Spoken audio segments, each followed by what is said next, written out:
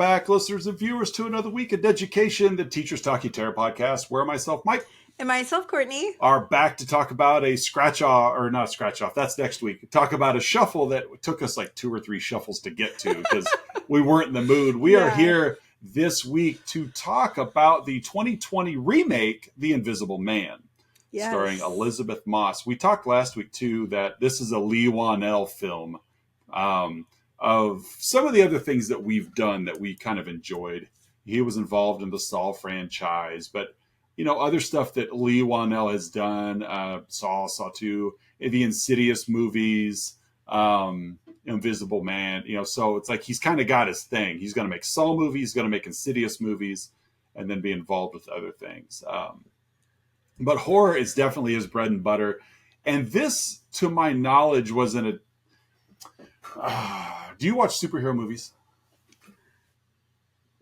Okay, so I really enjoy superhero movies, but no one else in my family does, so I don't really just watch them. Okay, fair enough. But you're familiar with the Marvel film franchise. Well, Marvel started their Iron Man launched in 2008, and then they really they had a blueprint and they ran with it and it worked and they made all the money in the world. Well, the Universal monster movies from the 30s and 40s were big hits. Dracula, Wolfman, etc. Mm-hmm.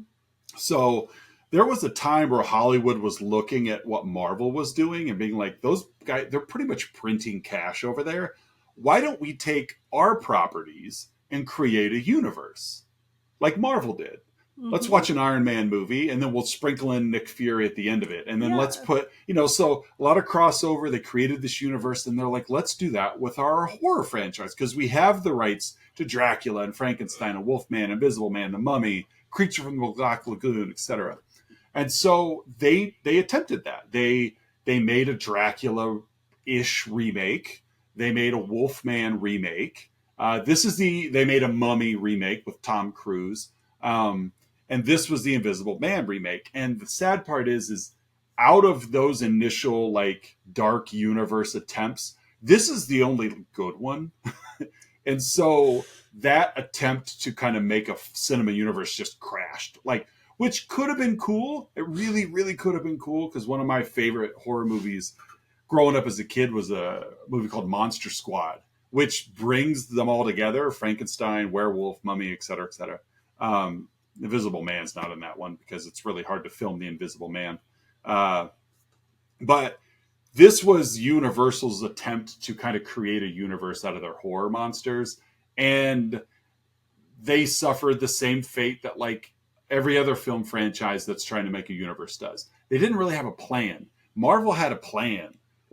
This is what we're going to do in our phases. They really mapped it out there, and everybody else just throws things to the wall to see what sticks. But we're going to talk about the Invisible Man today. Yes. Are you familiar with the original Invisible Man at all? Is that a question?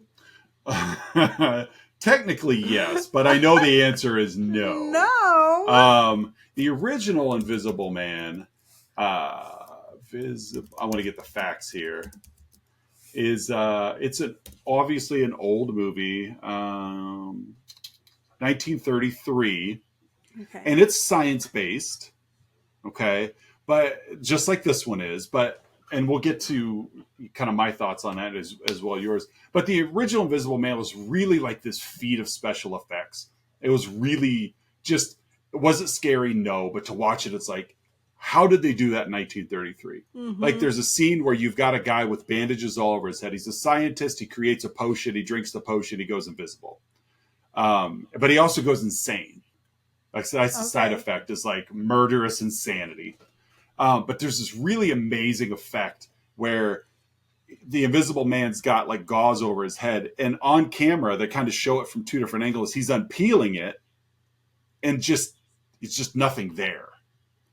Ooh. So it's what's this gauze wrapped around? Yeah. There's you'll see him dressed, and it's just like a coat or gloves or glasses just hanging, and it's obviously it's wiring and whatever, but it's this is 1933. They weren't green screening anything. They weren't CGIing anything. And so, it's just really groundbreaking special effects.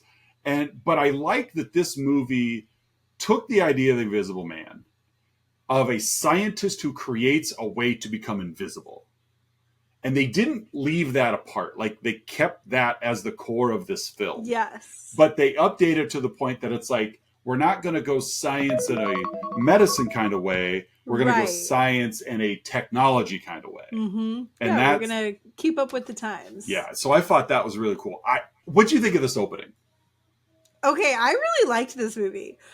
First, I want to say there was a lot of controversy. I posted this movie on my Facebook story that I was watching it, and I had several people swiping up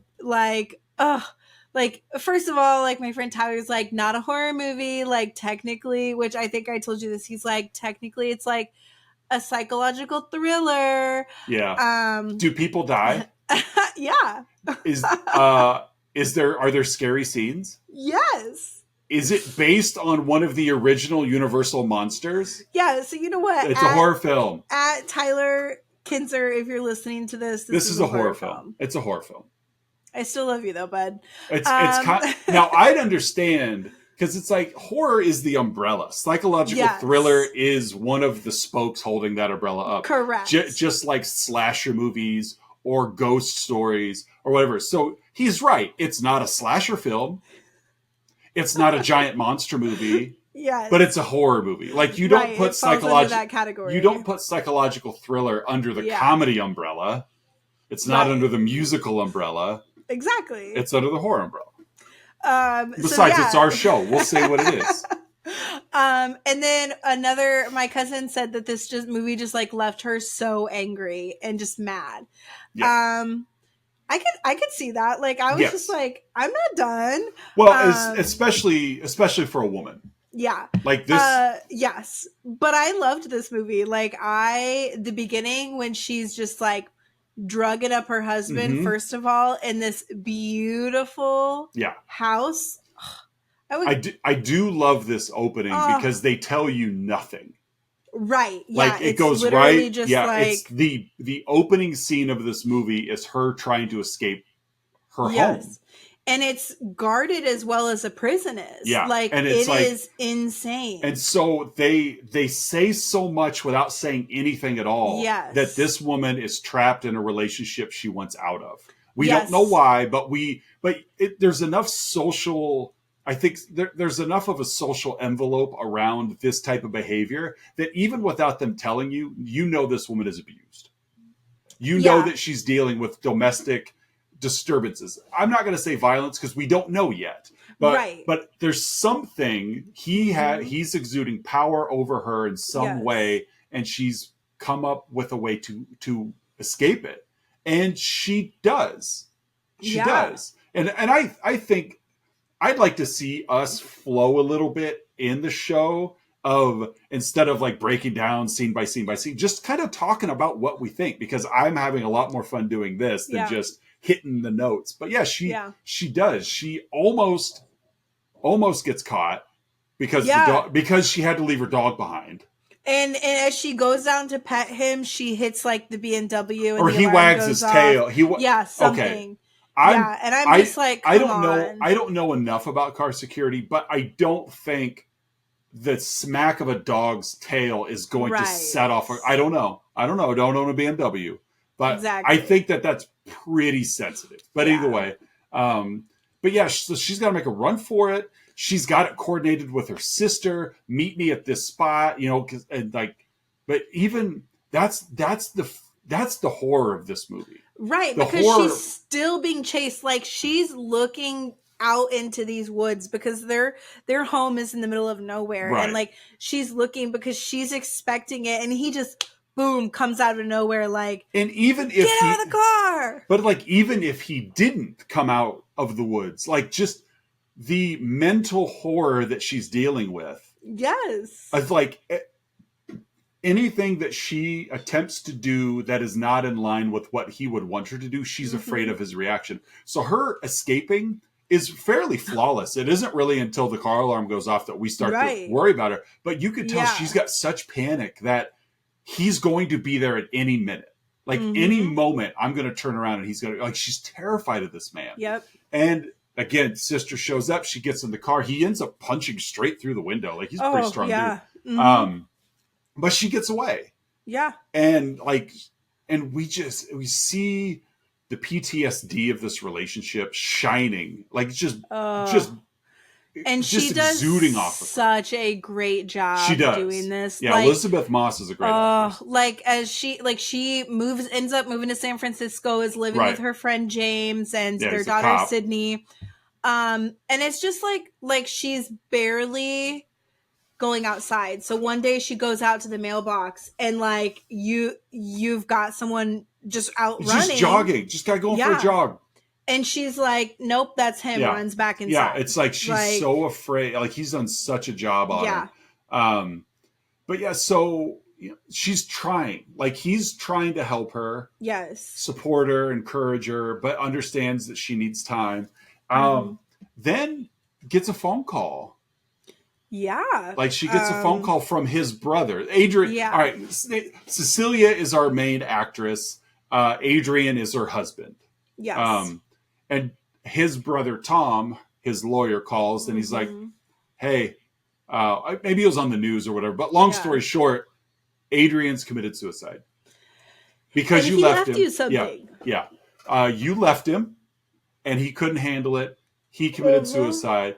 By the way, it's important to note here, Adrian is he's like the Elon Musk of this optics technology company. And he left her like millions of dollars. Yeah. Under the understanding that like you're not going to get it all at once. Again, it's still he's still in control. Even beyond the grave, he's controlling this. Like, you'll get X amount at each, mark in time. But only if you're mentally stable. You can do this, you can do this. Yeah. Like, if not, then it's gone. Okay, which I get. All right. Whatever, I get that part. But then she just starts like feeling these weird presences and and she does a great job. There's a combination between the way she acts with nothing in the room and the way they film it. It's very like Strangers-esque of like leaving a lot of empty space in a frame and just lingering. And like just such a smart choice on like cinematography wise, director photography wise, to set up to where there's nothing there. No. But they do it enough that it leaves it up to us as the viewer to be like, I'm watching a movie called The Invisible Man. Maybe he's here right now. Yeah, like let me peek around the corner and see if I find him. Even if he's not. Like, it's just, and again, knowing that she has this fear of he's always there. So it's like now we are starting to get some of that like rub off of her to be like, oh, maybe he is there because this movie's called The Invisible Man. Yeah. But yeah, so nobody believes her. James is just like, it's your paranoia. You've gone through a lot of trauma. And he's not wrong. That's what makes this movie so digestible, is because nobody's telling her she's crazy. No, it's just, you've got PTSD and that's okay. We're going to work with you on it. So some of these things that start to happen are like, James goes to work. She's cooking breakfast for her and Sydney, like leaves the room to go wake Sydney up.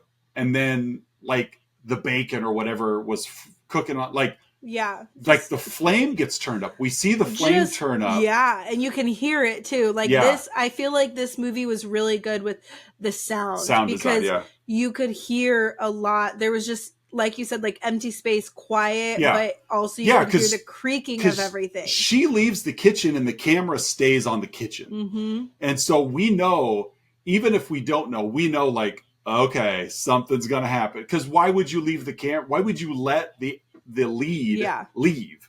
So, and then it does. Like, basically, breakfast catches on fire. They spray it with the extinguisher. Like, but again, everything's like, oh, I guess we screwed breakfast up. Like, everything's still safe because in Cecilia, it's like, I'm in the house. Like, I'm okay. Like James is right. I have PTSD. I am paranoid. But nobody's in the house. Nobody knows where I am. That's nobody knows where I am. James, she lines up a job interview. She's really trying to get stuff back out there. And another one of these things where she's some sort of artist of some sort. Yeah. I just said some sort twice Enough in the same sentence. She's got a portfolio. Yeah, well, she doesn't. She shows up to this job interview very focused, very like out there, like she's doing it. She's getting it, and then opens her portfolio. There's nothing there. It's just gone. And then she's like feeling lightheaded and just really dizzy, stands up and just faints. And so like she goes back home and they call her and they're like, listen, like the amount of diazepam you have in your system is like very concerning.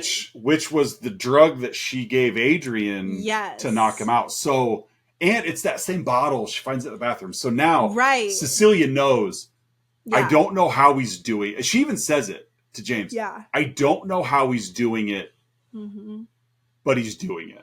Yes, because as she was running away, she dropped this bottle of diazepam. Right. And he picked it up with his bloody hand. Right. And then after she gets that phone call, like goes in the bathroom, washes her face off, and she finds this bloody bottle of diazepam. And so like she knows.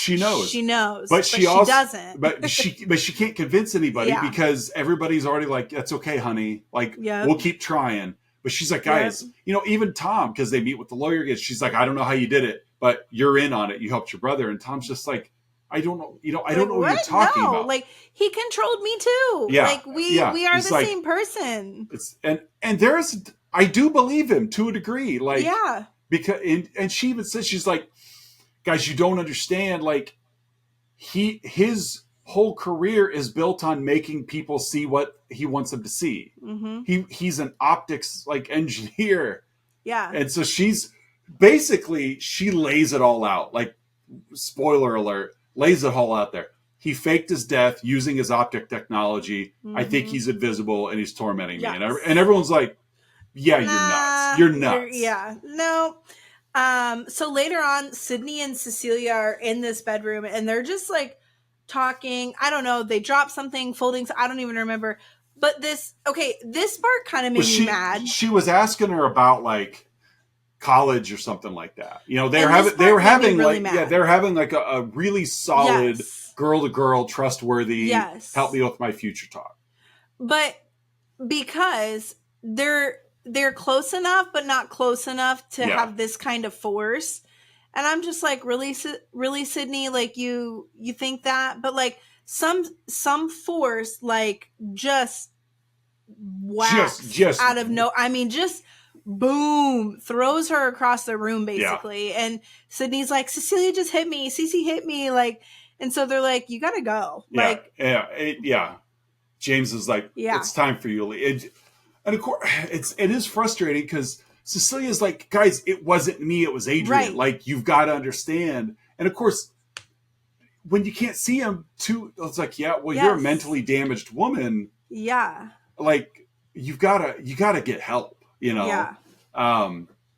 So she's forced to leave, but not really. Like, because I don't think Cecilia ever leaves. Yeah, no, because then she just makes her way to the attic. Right. Which is like the Grudge scene 2.0. I'm watching this and I'm like, what's going to pop up? She's real suspicious. She hears something up in the attic. She goes, checks it out. She finds Adrian's phone that somehow he texted her. He texted his own phone from somewhere, just surprise. So now they do a great job, real quiet, like just letting the stage set itself. Mm-hmm. Attics are creepy, Luckily, there's an open can of white paint. Yes. I tend to close my cans of paint. Yeah, same. But as she suspects that he's there, she can feel his presence. Well, and this is like the big scene from the trailer. She dumps this like paint bucket down the like stairs and he's right there. Yeah. Like it coats his whatever suit he's got on. So now she's figured out he's got a suit on. Like he's got something that makes him invisible. Yes. They struggle. She gets away. She not only gets away, she goes right into the lion's den. Like she goes back. This is where the movie, like the pacing of this movie was okay, but a little disjointed because we don't know where Adrian lives. Right. But we know she was in San Francisco, but it's like the movie took kind of forever laying the groundwork that Adrian might be around. And then suddenly, now that she knows he's around, she's like back at his house, investigating the lab, finds this invisible bodysuit. Of course, she can't see it, but there's a camera on it. Right. And naturally a display right next to the suit. So she sees herself approaching and realizes there's a suit here. Now she knows what's going on. So she takes that suit and hides it. Yeah. She hides it in the closet. Gets attacked again. Gets away again. We had a scene earlier where she had this, like, basically Adrian had emailed Emily, the sister, had emailed Emily from Cecilia's account, basically like, you're nothing to me. I don't love you. I don't need you. And of course, in reality, everybody in this movie, I can't decide if they're helpful or not. Right. Because in the beginning, they're helpful, but then they don't want to help her for anything. Like, obviously, if you guys are willing enough to let her move in and become part of your lives for a long period of time, you know that she's endured some kind of trauma. Yeah. So why are you not believing when she's saying, guys, something is messed up? Well, that's bogus too. But what I don't really like is, like, we're here for you, Cecilia, but the moment you wrong me, I'm done with you. Like, oh, you smacked my daughter, you're done. Kid? Emily's like, you sent me that email. She's like, no, I didn't. You did. I'm done with you. Like, everyone that was so quick to be there for her is like, oh, there's this damaged woman, but she makes one wrong move. Yep. And so she talks Emily into meeting her at a restaurant. It's kind of a fun scene, but also kind of a real goofy scene. So Emily talks to her to meet at a restaurant. It's basically like, I want to meet because I want to be in public. Adrian's around, and Emily's like, oh, here we go. This song and dance again. And Cecilia's just laying it all out there. And it's fun because the camera's on Emily. And Emily's facial expressions, she's looking at Cecilia. She kind of keeps looking over her shoulder. Camera flips around. We realize there's like a butcher knife hovering in the air. Yeah. And then it's so dumb. Quickly swipes across Emily's throat and then ends up in Cecilia's hand, like instantly. It. Yeah. So Emily crashes. Everybody in the restaurant, everyone, despite having no reason to look, everybody at the restaurant now looks at Cecilia and sees she's holding this bloody knife and just slit her sister's throat. Yeah, because honestly, like, it was not loud. Like, no. If you are not a surrounding table, you probably didn't hear it. Right. And even then, like, I don't know. Like, I don't know. Where'd you get the knife? Yeah. Like why they don't serve that knife at this restaurant? Like, you wouldn't have that. Yeah. So now she's framed for murder. She's awaiting trials, goes to a psych hospital. She's pregnant. Okay. I get it, but another little wrinkle of, like, this movie's let her deal with the trauma. Like, let her handle that. But now I guess she's pregnant. So now Adrian has a reason, so he has a reason to, quote unquote, not be dead, because this is where Tom's like, listen, you are getting your money taken away because you're unstable, but we'll drop the charges if you go to him and raise your baby. Which proves right there that Tom was in on this fake suicide. Because if Tom really believed Adrian was out of the picture, then how does he have new information from him? Right. And so, he's like, Adrian's been messing with your birth control, so you get pregnant. Basically, I want to forever control you. Cecilia, nope. Like, you start to see that inner strength boil up of, like, I've had enough. Like, I've hit rock bottom. I've had enough. Yeah. So she steals a pen. That's just a red herring to get to the next scene. The next night, though, she's going to commit suicide. She's going to kill herself. And she knows Adrian's around. Yes, because she's like, if you want to control me, I'm not going to let you control me anymore. Starts to slit herself. Yeah. Like, legit. Yeah. Well, so we thought. Yeah, because then out comes Adrian, and he's just like holding her up against, and so she starts stabbing him, which this is like the glitches start happening in the suit. Because she's breaking the illusion. Yeah. There was and security comes. Yeah, because she's in this hospital still. Yeah, and this scene here. James Wan and Lee Whannell worked together on the Saw movies. James Wan is the one that made *Malignant*. Okay. This scene here reminds me of that scene of *Malignant*, where you remember where she turns herself around and is like the twin, and then like fights all of the orderlies. Yep. That scene reminds me of this scene. But basically outs Adrian. He's there, he's right there. All these orderlies, all these police officers, whatever. Yep. But it's like, it doesn't matter. Mm-mm. Because Adrian takes them all out in kind of a pretty cool scene where he's kind of flickering in, flickering out. Like, and so, I lost my train of thought here. So quit talking to me, Siri. She'll help you. Yeah, exactly. Here you are. So these orderlies and cops or whatever do enough interference while they're all getting killed that she can flee the hospital. Mm-hmm. He flees the hospital. He gets away. It's raining, thankfully. She chases him down. And so I think I felt Adrian here realized, I'm losing control of you. Mm-hmm. So he goes for one last swoop of, I'm going to go after the ones you love. Yep. Which it's kind of interesting because it's like, but they don't love me. Yeah. They bailed on me. And so apparently, I'm going to do this. So Cecilia takes off to James' house. Have you ever been to San Francisco? I have not. Yes. Okay. Is San Francisco as small and easy to travel around as this movie makes it seem? No, I mean, I went to like downtown, like the pier part, but no. This movie gives the illusion that you can get anywhere in San Francisco with no traffic congestion at all. You just go.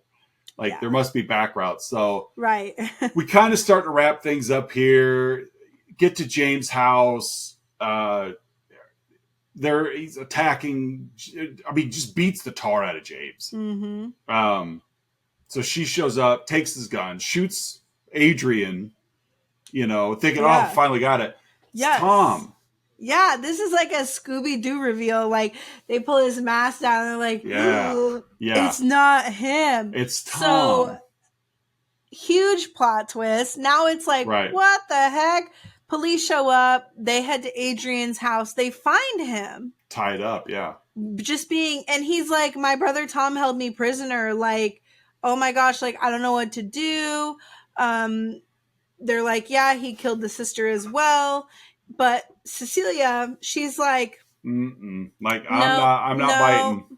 He's gonna be the good guy in all of this. So she goes to his house, has dinner with him. Well, she works it out with James. She's wearing a wire. She's basically saying to James, look, I know you don't believe me. Yeah. And I know this is outside of your job as a police officer. Mm-hmm. But do this for me. Mm-hmm. Like, I can get a confession out of him. Yeah. So we find out she's playing James. Right. But I can get a confession out of him. Just wire me up. Stay close by, please. And he's like, okay, I owe you that much. Yeah. Because after all this, James got beat up by an invisible man. Like, you were right. You're not wrong. So I at least can give you this. And so she's at the house. They're having dinner. And so she's saying to Adrian, look, I'm on board. I'm pregnant with your baby. If you can confess to killing my sister, I'm yours. Yeah. Of course, he's like, what, me? It was Tom. Tom did it. Tom. But, I've changed. I'm a changed man, Adrian. Or Cecilia, I'm changed. Like, I realize the error of my ways now, But Adrian slips up and says, surprise, which was the text that he said. Because Cecilia's starting to tip a little. I felt a little. Yeah, because I mean, honestly, this is the man that she loved. Yeah. Oh yeah, there's feelings. Like I did so wrong. Like I was so wrong to you, and I'm sorry. And yeah. And it's like, for every woman that's ever dealt with an abusive relationship, they've probably heard this before. Mm-hmm. You know, this is the conversation that happens. Why people on the outside look at her like, why'd you go back with him? Mm-hmm. Because of conversations like this. Mm-hmm. Because it's like, they know that we have feelings for each other. I'm admitting that I was wrong. Please find it in your heart. Yes. And she's almost there. And then he says the word surprise. Yeah. And she's like, oh, excuse me, I need to use the restroom. And that surprise to her was like, that was the clue of like, hey, idiot, I'm not changing anything. Yeah. You know, it's like that, like I'm playing you. I'm literally playing games with you right now. Yeah. Completely unaware of what she's been up to, which I find a little hard to believe, and I'll get to it in a second. So yeah, she goes to the bathroom. Security cameras are there, of course. And we see Adrian slit his own throat. Yeah, and this, I forgot that she hid that thing because I'm like, right. Did Tom not die? Oh my goodness. I'm like, now what's the plot twist? At least you forgot. It wasn't like High Tension where you just didn't watch a scene that made the whole difference in the movie. I was like, just pick my jaw off the floor. And I'm like, I know why Casey's mad now because she, you know, someone else, like there's something else out there. But then like afterwards, like she's like, yeah, I felt good. Yeah. Like she comes back from the bathroom, calls 911.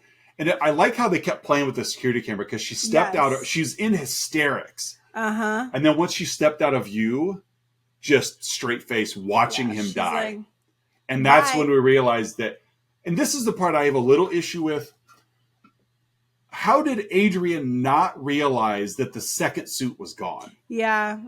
You know, maybe because he just... And maybe so much distraught from being tied up. Well, right. I'm almost thinking that because he always has control. Yeah. Maybe he just assumed. Because again, it's an invisible suit. What's the likelihood of coming across it? But maybe he just felt like I'm always in 100% control. Mm-hmm. Nothing's going to get by me. Yeah. So when it did, he didn't even think to check it out. But yeah, she watches him die. She let him know. Yeah, found that suit. I slit your throat. He dies. James comes running up because she hears the screaming and the 911 call. So James is running and then Celia's just like, we're good. Like, yeah, everything you saw on camera happened. He cut his own throat. And James is looking at her like, you sure? It's like, yeah. But he does see the suit in her bag. And he just kind of says, okay. Like, all right. Yeah. Dog goes with her. And that's the Invisible Man. Yeah. And Invisible Woman for a minute. Yeah. I do. I really like this remake. I like the take on it because it wasn't.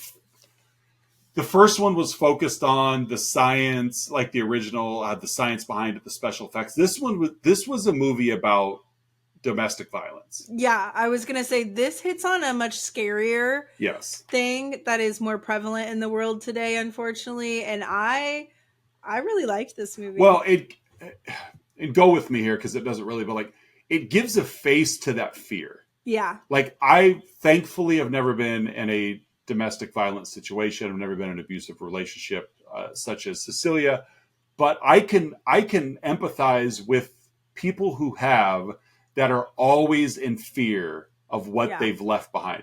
They're always looking over their shoulder. They always think that person is going to be there, and they're not. Right. Until they are, but they're not. But in this movie, it leans into that of what if they're just invisible, which we know is ludicrous. Like it's not going to happen, but it does give that a little bit of they are there. Like that person you're afraid of that you don't, they are there. And I can only imagine a movie like this would be tough to watch for a victim. I think that I could see it being a tough watch if you've gotten out of that relationship, and I could see a movie like this triggering a lot of those feelings. Hopefully it didn't, but I could definitely understand someone relapsing a little bit into some of that fear. So, would you grade it? I'm going to give it a solid A. Mm-hmm. I just like it. I felt as if it was very suspenseful the whole time because like we talked, like you couldn't see him, but you knew, like you felt like he was I felt like he was on the hammock with me at one point. Like, so I really like this movie. I'm going to give it an A as well. And they kind of have some fun with it because the first portion of the movie was dealing with him as being invisible. But even once she reveals what's going on, still wasn't stopping him. Yeah, right. Like, orderlies and police and like even once she found out about his suit, he was still coming. Yes. And so it really took her to internalize and grow strength from that pain to finally face that fear. Go have dinner with him with a plan, because it's like you're right back where all the pain and suffering has occurred in the home. And for her to go there, and again, with no control over how it's going to play out, just hoping that it would play out the way you want it to. And for her, obviously it did. But yeah, I really like this movie. I think they did a great job, top to bottom, of making sense of a nonsensical thing. Like, there aren't suits that you can wear that you turn 100% invisible. Like, they aren't real. But it's cool that they're feasible though. Yes. Like, that's not it's not happened, but it's not a completely unrealistic situation. But A for me. What character would you associate with? Honestly, I'm going to say Emily, the sister, because I am that friend that is always there for people. Like, I am just, no matter what, always there for you. You do me wrong, I say to myself, Courtney, be done, but I'm not. Yeah. I'm not done. I know still that about go back. Yeah. It's a very unfortunate trait of mine. That after almost 29 years, I'm just now getting to. Right. Yeah. But yeah, so I'm gonna identify with her, and because like I always end up in crazy situations. Like I would be the one picking my friend up at like 2 a.m, like, get in, let's go. Right. Here comes your abusive husband. Yeah. I'm gonna say probably James. I'm willing to do a lot for people, so far as I'm not getting overly involved. Yeah. Like, you need a place to crash, you need someone to vent to, that's me. But I'm not gonna go like say, use you for example. Your husband says some mean things to you and you vent to me about it. I'm not gonna go talk to your husband about it. Yeah. And that's where I think James stood. Is like, I'll be here for you, Cecilia, but I'm not going to go fight your battles. I'll support you, but I'm not going to go be your soldier. Yeah. And that's, because the one time he confronted the Invisible Man, he got his butt whooped in his own home. So it's like he didn't even go look for him. Yeah. It came to him. Mm-hmm. And so that's where I would sit. I'd be very supportive. I would have I'd probably be a better listener than James. A little bit more sympathetic, but at the same time, like, I got you. So that's where I would sit. Well, that was a good one. It feels like it's been forever since we've had I feel like that's the end of every episode of like, it's been forever since we've recorded. It has been lately. Yeah. But that's okay. We have a scratch off this week, correct? Yes. Okay. Yes. Let me get logged in and find what we've got on Plex so that we can shuffle. Oh boy. Come on. We are unable to complete this request. Just log in. I kind of just hope it's a new one. I feel like we've watched a lot of like older horror films. We have. And there are a lot of older horror films out there and they've been great. Like I've enjoyed 99% of them, but you said you hope it's a newer one? Yeah, I do. Okay. But if it's not, that's okay. Right. I mean, we got to watch them eventually. Right. I told you, I think it was last time we recorded that, I'm on TikTok now. Yes. I will admit, you and I are on different positions on this. I am not overly impressed with like TikTok horror. Yeah. Okay. Just because, for the most part, I don't feel like I'm learning anything new. I get a lot of people. Yeah. I get a lot of.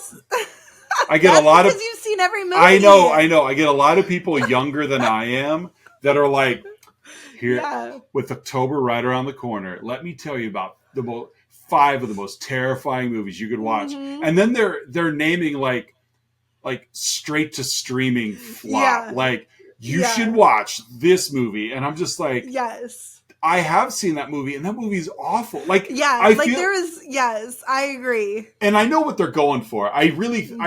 There's either 2 avenues. You either think you're a horror fan, but you haven't seen anything, and you're making TikToks based on you're not making TikToks based on what you have seen.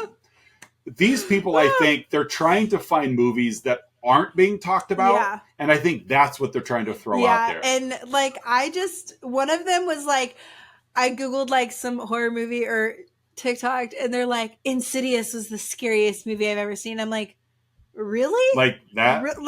That okay. One. Like, yeah, maybe when I was in 6th grade, it was the scariest movie because I'd only seen like 4 scary movies. But at the same time, like if every TikTok horror film about the scariest movies, if they all talked about The Exorcist, The Shining, Halloween, it's like, then you're just going to keep repeating the same 5 to 10 movies. So these people are like, you've got to watch The Take with Deborah Logan. You got to watch. And it's like, or come on, just be on. But at the same time, I will admit, I'm a movie snob. Yes. I will watch anything, and I don't care if people's opinions are different than mine. I don't at all.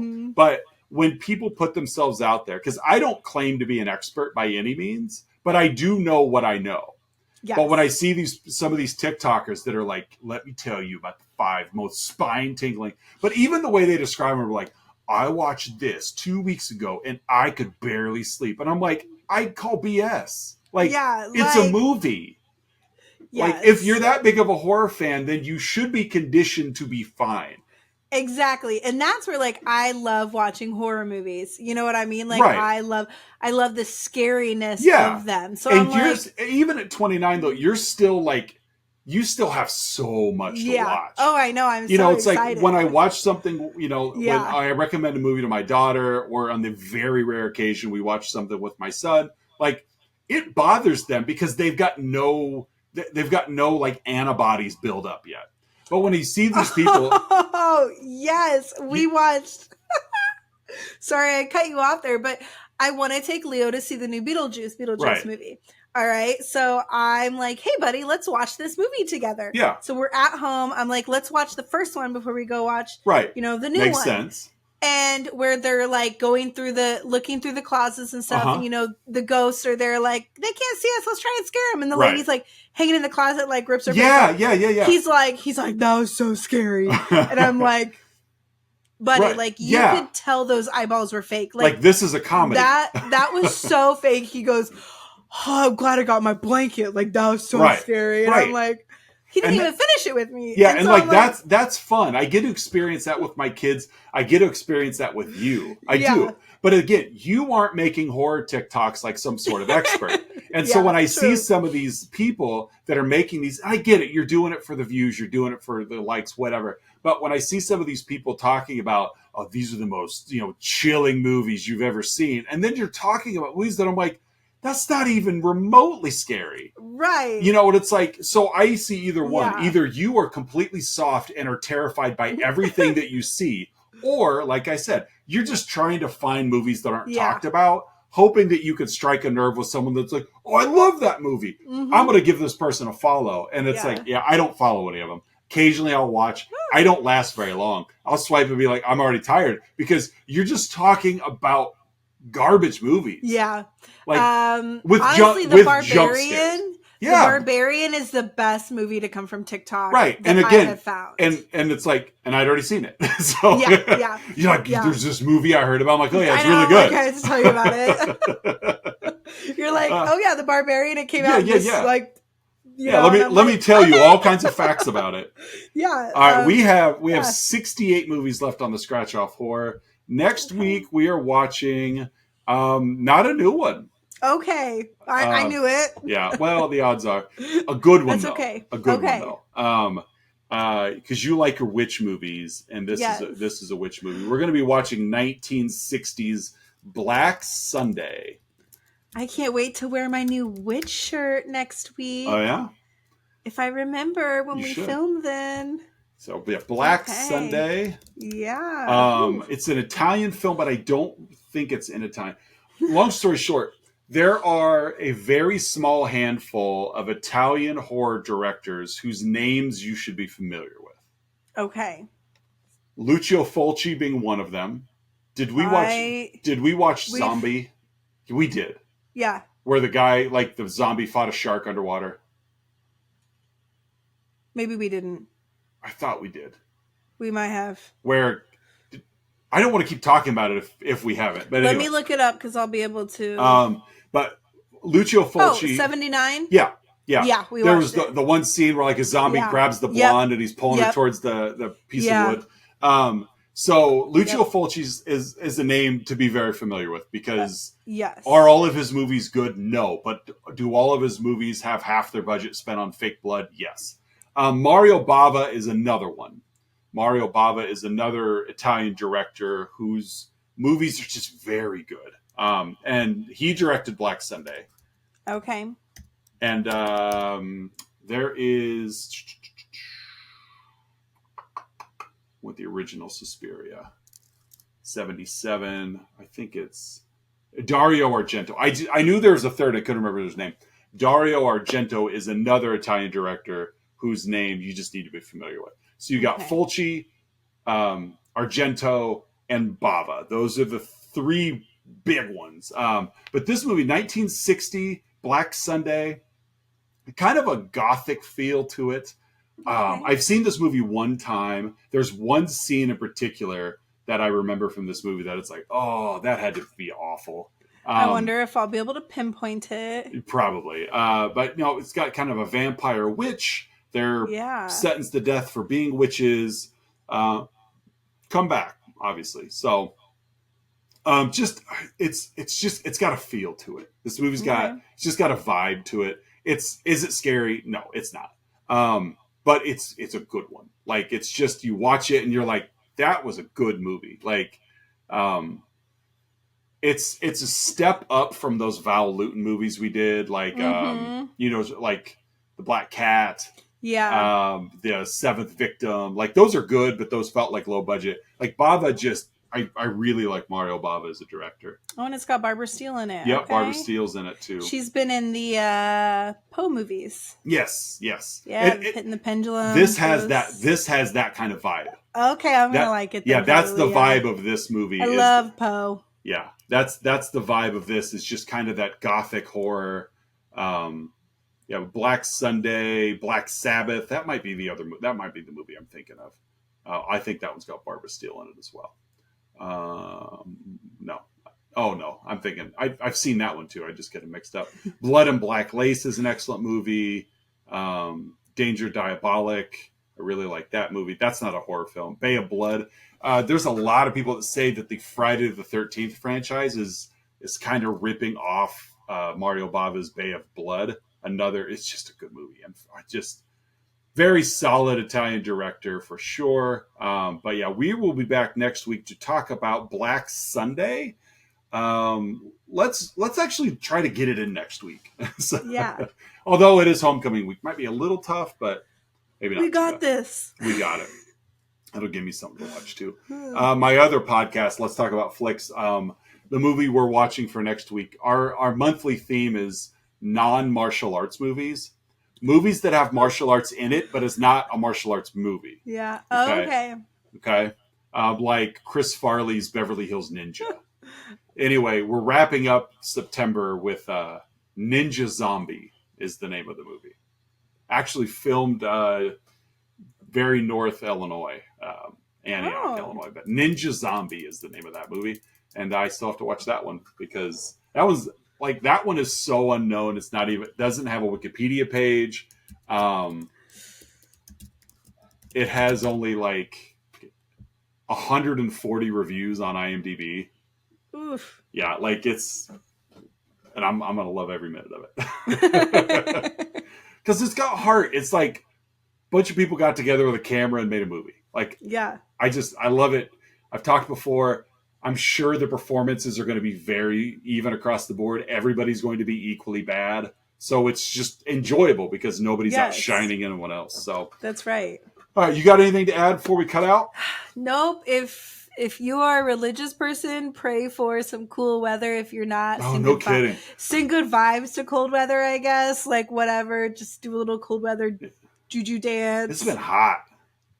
You think? Like I'm in my home office. It's air conditioned and the back of my knees are sweaty. Yeah, like if I were you, I'd be out of my pool. All the time. Well, and that's the hard thing is like my wife and I have even talked about it. Pool feels like a summer thing.